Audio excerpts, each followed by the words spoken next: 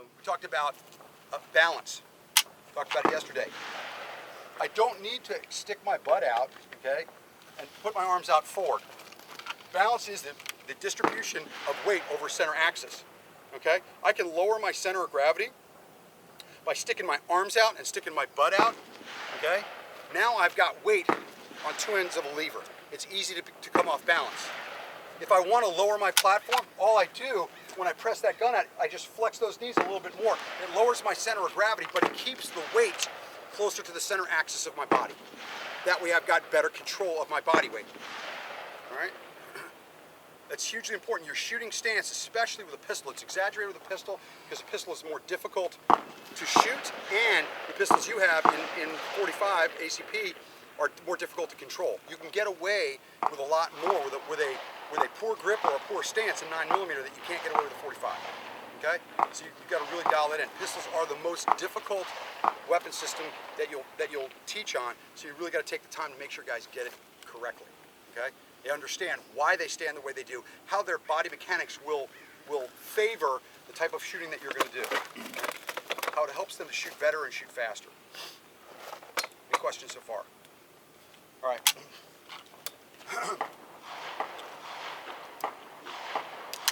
Trigger press.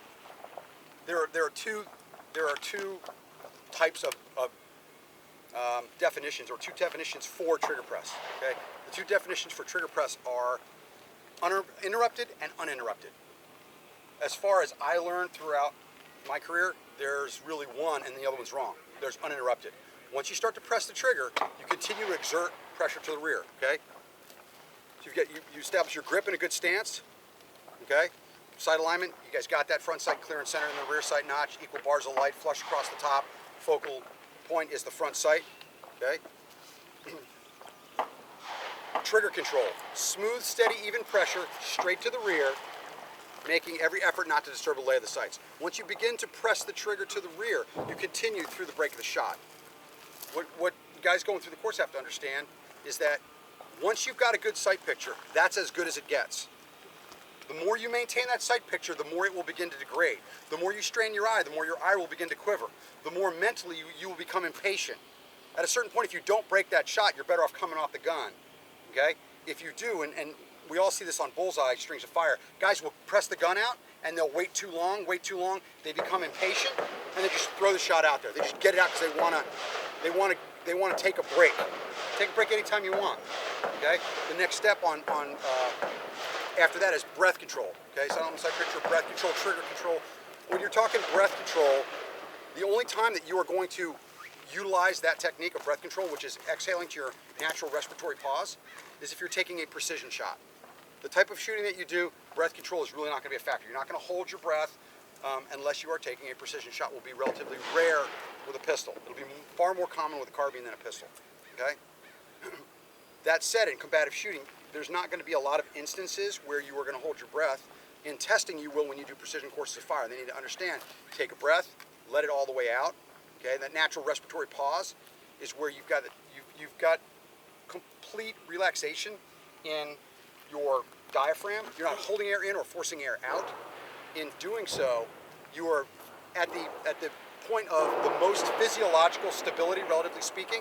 You've got the least amount of muscle groups that are under tension, which is going to give you the most stability. That will only last a short period of time, depending on your level of fitness, your own body type. Okay, you've got about 3 to 5 seconds. You take a breath, you let it out. You've got 3 to 5 seconds to break that shot. After that, your vision will begin to quiver. Okay, and you'll become visually impatient. You'll want to get rid of the shot. Okay, the first thing that your body feeds is your eyes. You feed your vision. So your vision will begin to degrade before you even feel the desire to breathe. Especially water folks, we're accustomed to holding our breath. So we're kind of desensitized to that. We'll have a tendency to go longer without breathing just because we've become accustomed to it. 3 to 5 seconds. If you don't break the shot, bring the gun back in and start over again. Okay? Start over again. We're talking pure marksmanship. Okay? Every repetition that you do incorrectly is practicing the incorrect way to do it. So you're better off not breaking the shot, bringing the gun back in. Okay, that's a physical cue. If I press my gun out and I go, take that, go to that natural respiratory pause, guns out, waiting, waiting, nothing. I can't just take a breath and completely reset my brain. I bring the gun in, it's a physical cue. I go, and then I press the gun back out. I start my sequence all over again, all right? I start my sequence. When you're doing a precision course of fire, it allows you to completely separate that presentation and that aborted shot from the next shot, okay? This is when we're talking precision, when you're teaching guys to shoot. What you want is every shot to be a proper shot, okay? You want all the fundamentals on good grip, good stance, proper sight alignment, obviously proper sight picture because you're aiming at something, okay? Proper breath control as appropriate to the task at hand, proper trigger manipulation, and then the last part of it is follow through and recovery. We'll talk about that real quick, okay? Follow through is maintaining the control measures on the pistol at the break of the shot. Whatever I was doing, I continue doing, okay? If I'm pressing that trigger, the gun fires. For a millisecond after it fires, I'm still pressing that trigger. I'm not relaxing. I'm not doing anything else other than what I was doing just prior to the shot breaking. It is passive, okay? Follow through is passive. I'm not doing anything different. Whatever I was doing, I continue doing. Recovery, realign the sights, reset the trigger, re-engage, or safe and back to the ready, that is active. I'm taking active measures on that gun, okay? So you separate the two. Years ago, there was just follow through and that was it. There's follow through and recovery, okay? Follow through, if you're shooting bullseye or you're shooting precision, that's where it will generally stop many times. In a combative style, recovery is an integral part of repetitive shots, okay? Even if you're doing bullseye and you're shooting rapid fire strings, there's a recovery portion. But you have to have that follow through. You have to have that pause. What you wind up with if you omit that, okay, is, let's see, if we've got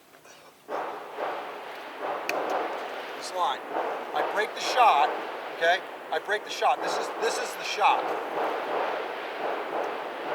That line. I'm exerting pressure.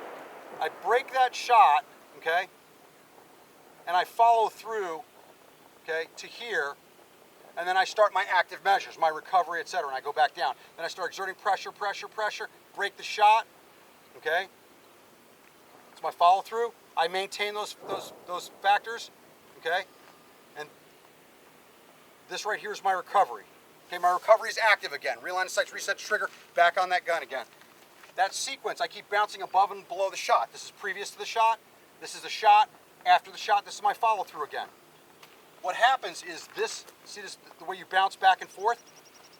As you begin to omit your follow through, okay, that gets smaller and smaller.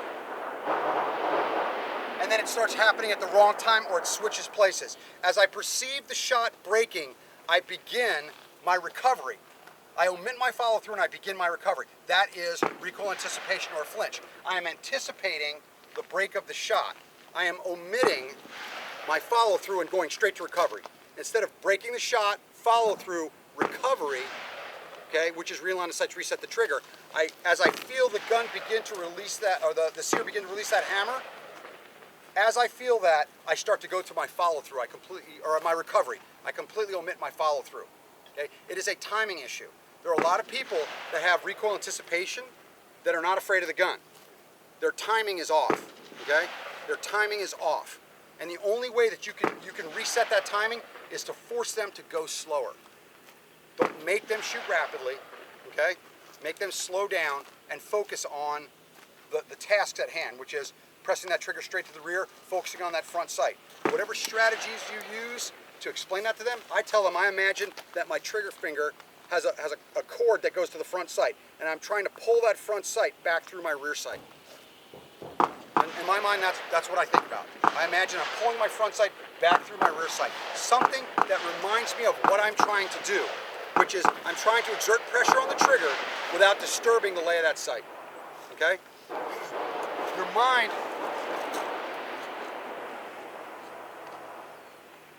on the instructional side, your mind is an active computer, okay? If you tell yourself to do something, okay, you create a picture of it. We think in pictures, we turn it into words, we transmit them to someone else in phrases of understanding. I tell you what I want you to do. When you hear what I say, you turn it back into a picture, okay? That's how we think. We don't think in words, we think in pictures. And so, as an instructor, your verbiage is going to drive their understanding.